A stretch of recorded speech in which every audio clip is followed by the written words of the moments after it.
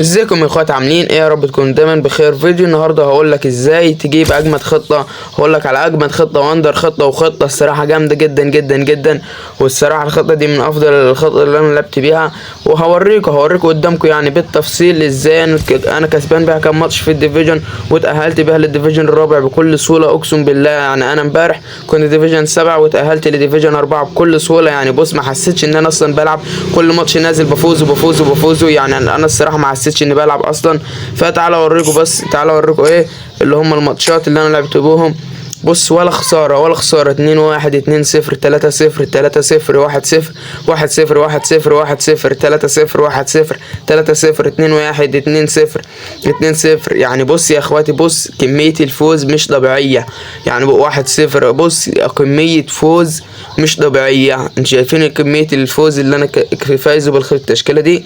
تشكيلة الصراحة تشكيلة جامدة جدا جدا جدا. وانا الصراحة من اول ما نزل التحديث وجبت التشكيلة دي وعرفتها ما غيرتهاش خالص.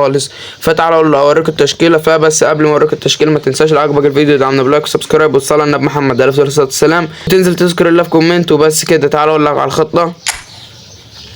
اوكي يا اخواتي، الخطه هي زي ما انتم شايفين قدامكم. الخطه يعتبر 4-2-1-3. الخطه الصراحه دي من اجمد الخطط اللي انا لعبت بيها، اقسم بالله. والخطه جامده جدا جدا جدا. وانا لسه موريكم الماتشات اللي انا لعبتها بيها وازاي كسبت ماتشات كتير جدا جدا جدا.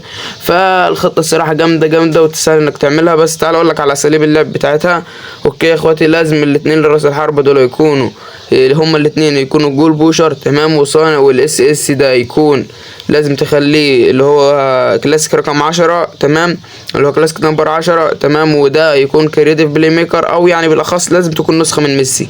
يعني اي نسخه من ميسي معاك جامده هاتها وحطها هنا، تمام. وهنا في CMF ده لازم يكون واحد بيعرف يصنع كور جامد جدا جدا جدا. فاللي هو زي بدري كده او دي بروين لو عندك النسخه دي منه، تمام. لو عندك النسخه دي من دي بروين تنفع برضه، تمام. وفي DMF لازم يكون اسلوب اللعب بتاعه انكر مان.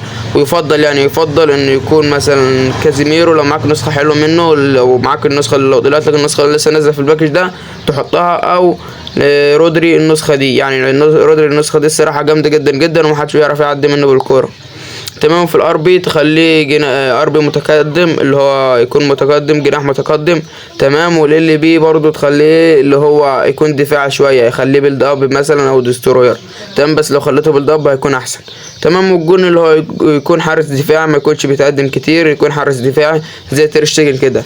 وبس كده كنت قلت لك على كل اساليب اللعبه، كل اساليب الخطه. والخطه الصراحه جامده جدا جدا، وانصحك بتجربتها. حتى لو انت معاك تشكيله حلوه انصحك بتجربه التشكيله دي. والتشكيله دي افضل اسلوب لعب ليها هو بوزنج جيم على المدرب جوارديولا اللي هو الجديد اللي بيوصل 88.